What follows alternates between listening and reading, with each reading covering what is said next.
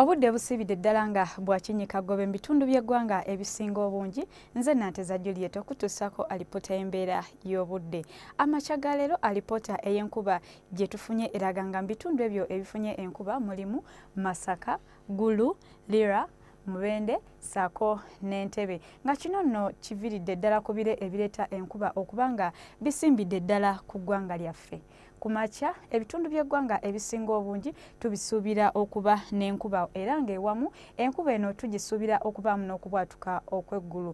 Enkuba eno tugisuubira ogendera ddala maaso n'olw'eggulo era nga tugisuubira okubaamu okubwatuka okw'eggulu. Nga n'olw'embeera eyo ebbugumu mu bukiikakkono tulisuubira okubeera ku degrees 26.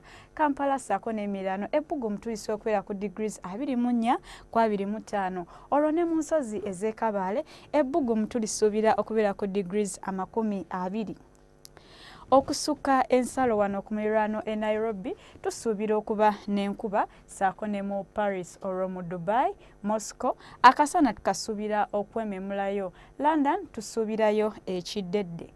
Ebyo bye tusobodde okufunira okuva mu kitongole ky'eggwanga ekivunaanyizibwa ku by'embeera y'obudde n'enkya tulindire obudde bwe bumu essaawa ze zimu beera bulungi.